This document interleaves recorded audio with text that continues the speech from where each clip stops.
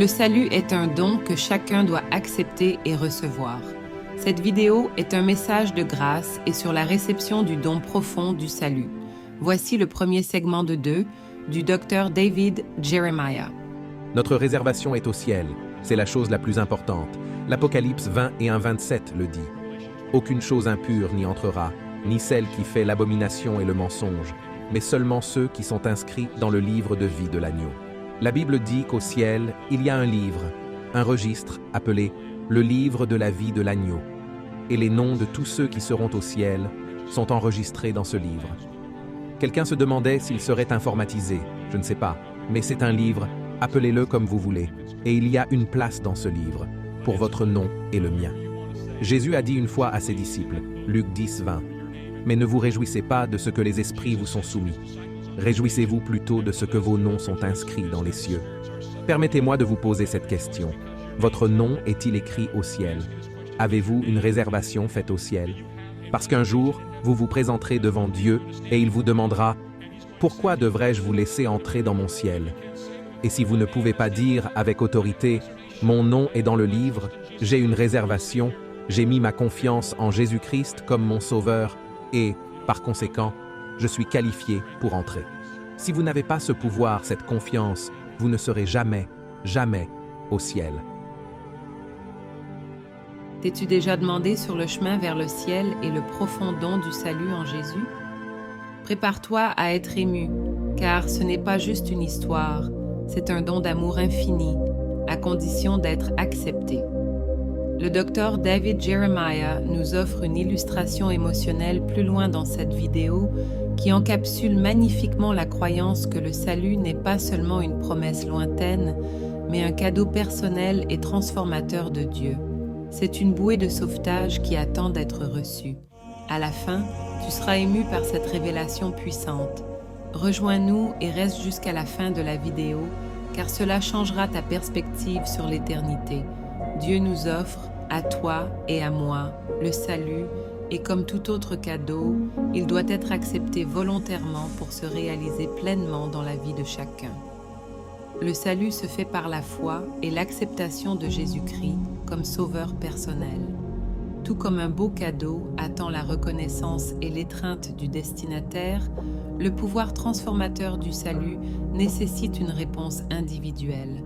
Ce n'est pas une transaction imposée à quiconque.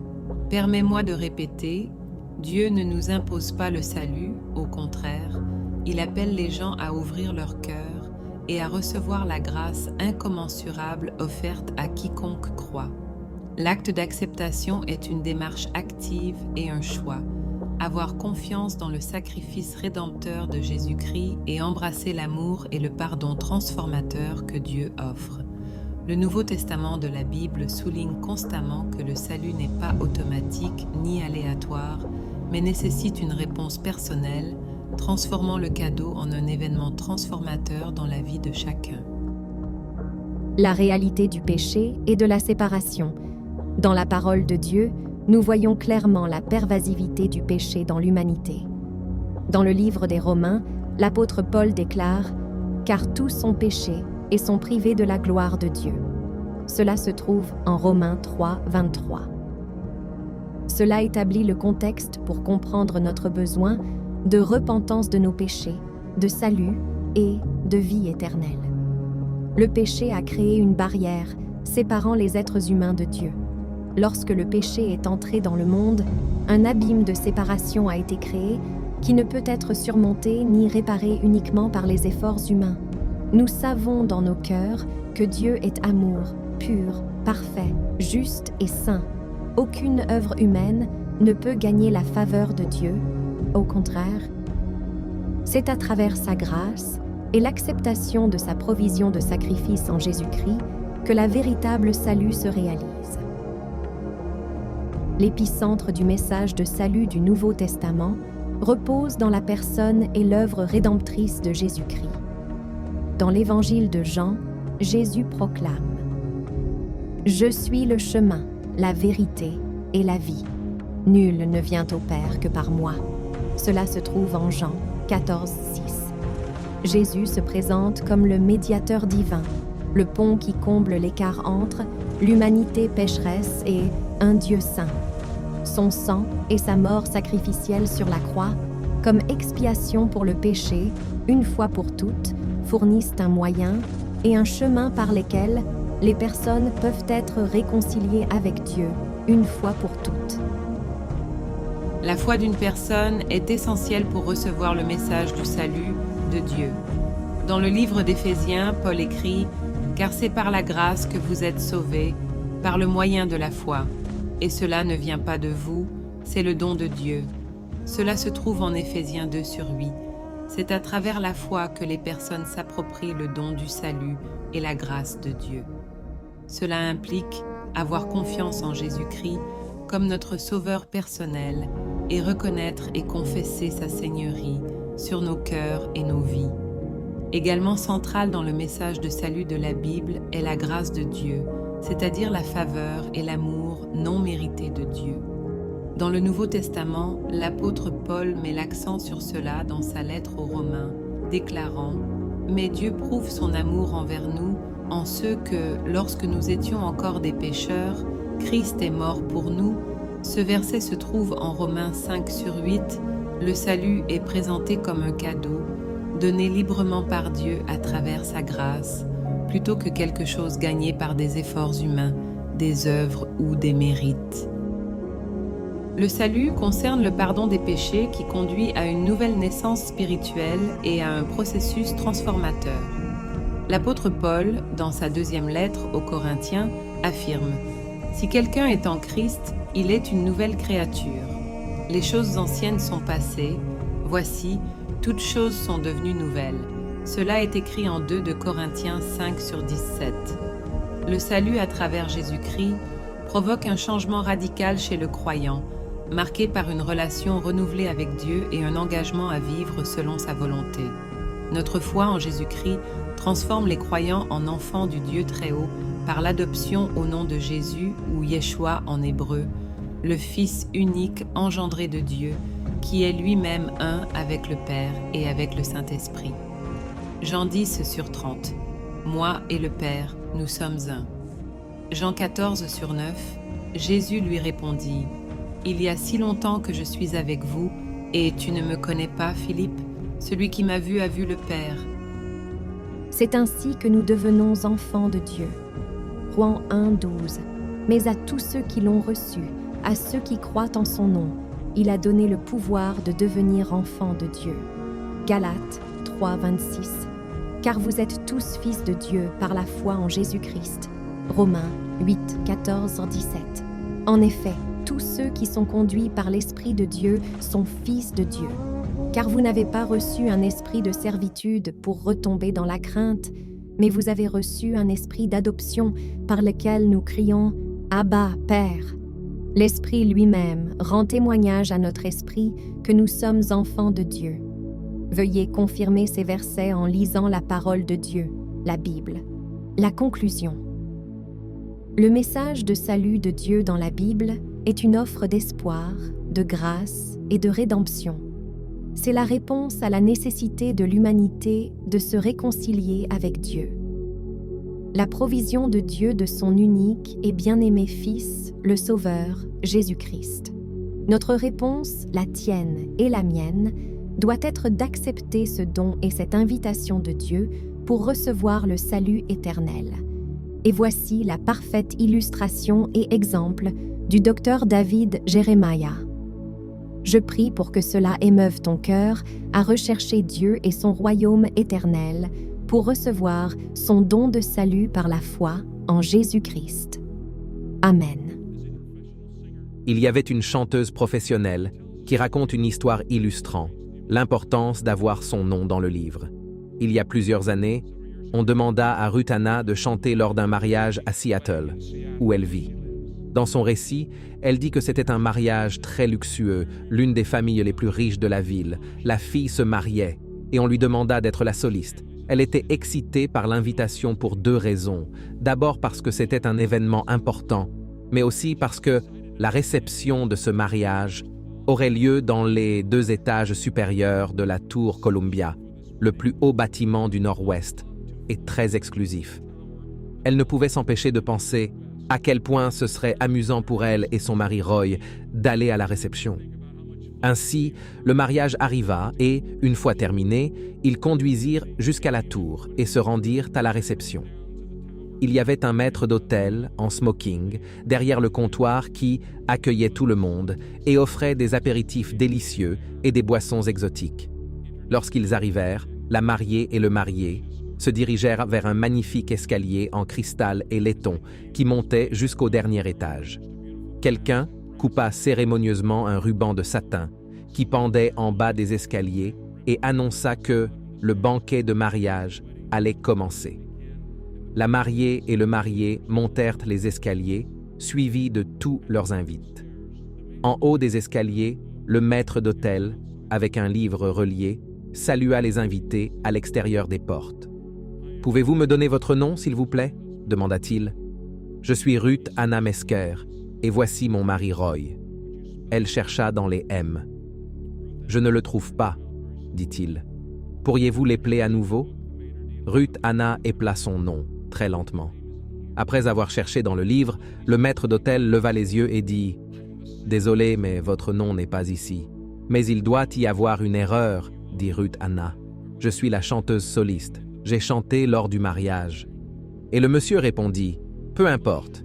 Qui vous êtes ou ce que vous avez fait, sans votre nom dans le livre, vous ne pouvez pas assister au banquet. » Et en montrant à un serveur, il l'appela et lui dit « Emmenez-les à l'ascenseur de service, s'il vous plaît. » Et ils furent conduits hors de cette zone de la tour, passèrent devant des tables magnifiquement décorées, remplies de crevettes et de saumons fumés entiers, de magnifiques sculptures de glace taillée et, à côté de la zone du banquet, il y avait un orchestra qui se préparait à jouer, tous habillés en blanc avec des smokings.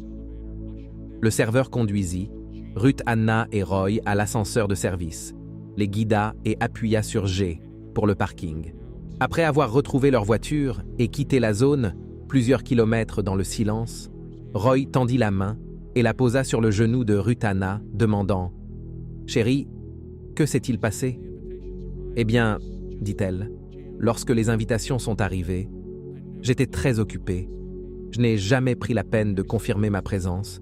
Et en plus, j'étais la chanteuse. Je pouvais sûrement aller à la réception, sans rendre la confirmation. » Ruth Anna se mit à pleurer, non seulement parce qu'elle avait manqué le banquet le plus luxueux auquel on l'avait invitée, mais aussi parce qu'elle avait soudainement eu un petit aperçu de ce que cela pourrait être un jour, pour les gens quand ils seront devant le Christ et découvriront que leurs noms ne sont pas inscrits dans le livre de la vie de l'agneau. Et quand elle raconta l'histoire, elle dit « Et ensuite, ils seront mis dans un ascenseur qui ne s'arrêtera pas au garage. » Dans ce même chapitre où Jésus dit « Dans la maison de mon Père, il y a beaucoup de demeures », il nous dit comment faire la réservation. Et je veux vous dire quelque chose, qui est la meilleure nouvelle que je puisse vous donner. Le Dieu Tout-Puissant accepte toujours les réservations pour le ciel. Amen.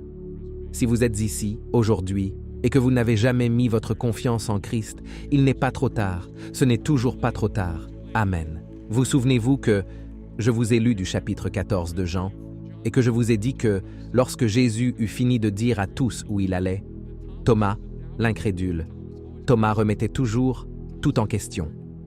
Thomas dit, « Seigneur, nous ne savons même pas où tu vas. Comment pouvons-nous y arriver? En d'autres termes, nous n'avons pas une de ces choses. Dans notre voiture, nous n'avons pas de carte. Nous ne savons rien. Nous ne savons pas comment arriver. Et je ne sais pas si vous avez déjà fait le lien avec ces versets, car ils sont très célèbres. Mais Jésus parla à tous les disciples, au verset 6, et dit, « Thomas, je sais que tu ne sais pas où je vais et que tu ne sais pas comment y arriver. Mais permets-moi de rassurer ton cœur. Je suis le chemin, la vérité et la vie, et personne ne vient au Père que par moi. » Amis, nous pouvons être aussi politiquement corrects que nous le voulons, mais il n'y a qu'un seul chemin vers le ciel, et c'est à travers Jésus-Christ. Il ne s'agit pas d'une religion ni d'une église, ce n'est pas un dogme, il s'agit d'une personne. Jésus est le chemin. Si vous n'avez jamais mis votre confiance en lui, votre nom n'est pas écrit dans le livre de la vie. Si vous deviez mourir aujourd'hui, et cherchez à entrer au ciel, cela vous serait refusé, non parce que vous êtes bon, mauvais ou indifférent, mais pour une raison simple, Jésus est le seul chemin vers le ciel. Ce ne sont pas mes paroles, ce n'est pas la doctrine baptiste, c'est la parole de Dieu. Dieu dit, Jésus est le seul chemin. Si vous voulez aller à la maison du Père, la seule façon d'y arriver est à travers Jésus. Je veux vous poser cette question ce matin. Avez-vous mis votre confiance en lui seulement pour avoir la vie éternelle? Je ne vous demande pas si vous êtes de bonnes personnes. Je ne vous demande pas si vous êtes les solistes du mariage. Je ne vous demande pas si vous allez à l'église. Je vous pose une question. Y a-t-il déjà eu un moment dans votre vie où, sachant ce que vous faisiez, vous avez demandé à Jésus-Christ de venir dans votre vie pour être votre sauveur, pardonner vos péchés et vous donner la vie éternelle? Y a-t-il eu un tel moment? Et si c'est le cas, vous le savez dans vos cœurs, et si ce n'est pas le cas, vous vous sentez très mal à l'aise en ce moment. Mais je veux vous dire la bonne nouvelle. Les réservations pour le ciel sont toujours ouvertes. Amen. Vous pouvez réserver une place aujourd'hui. Amen. Existe une urgence à répondre à l'appel de Dieu pour le salut. Vous ne devriez pas tarder à accepter le message du salut et à engager votre vie avec Christ. Demain pourrait être trop tard. Jean 3,16 nous dit « Car Dieu a tant aimé le monde, qu'il a donné son Fils unique, afin que quiconque croit en lui ne périsse pas, mais qu'il ait la vie éternelle. » Dans le livre de 2 Corinthiens 6,2, il est dit « Car il dit « Au temps favorable, je t'ai exaucé, et au jour du salut, je t'ai secouru. » Voici maintenant le temps favorable, voici maintenant le jour du salut. Répétez cette prière simple. Dieu dans le ciel, je sais que je suis un pécheur, je m'excuse et me repens de tous mes péchés. J'invoque le nom de Jésus-Christ dans la foi pour qu'il me pardonne tous mes péchés, passés, présents et futurs, et me lave avec son sang sacrificiel. Si je confesse de ma bouche que Jésus est le Seigneur et que je crois dans mon cœur que Dieu l'a ressuscité des morts, je serai sauvé. Car c'est avec le cœur qu'on croit pour être justifié et c'est avec la bouche qu'on confesse pour être sauvé. Je le lis dans ta sainte parole, Romains 10, 9, 10. S'il te plaît, remplis-moi de ton Saint-Esprit. Merci Seigneur Jésus, et je prie en ton nom. Amen. Dans l'évangile de Luc, Jésus parle de la joie au ciel pour un pécheur qui se repent. Luc 15, 10, qui dit « De même, je vous le dis, il y a de la joie devant les anges de Dieu pour un seul pécheur qui se repent. » Ce verset fait partie d'un contexte plus large où Jésus raconte des paraboles sur la brebis perdue, la pièce perdue et le fils prodigue pour illustrer la joie qui se produit au ciel quand un pécheur se détourne de son péché et revient à Dieu. Abonnez-vous à la chaîne, dites-nous si ces messages vous bénissent. Nous suivons la guidance du Saint-Esprit et notre mission est d'éveiller les cœurs et les esprits de nombreux en apportant l'évangile de Jésus-Christ pour le salut dans un monde troublé. Dans la prochaine vidéo, nous réfléchirons à ceci, le ciel et l'enfer, et de quoi Jésus nous sauve-t-il. Nous nous retrouverons bientôt. Que Dieu vous bénisse.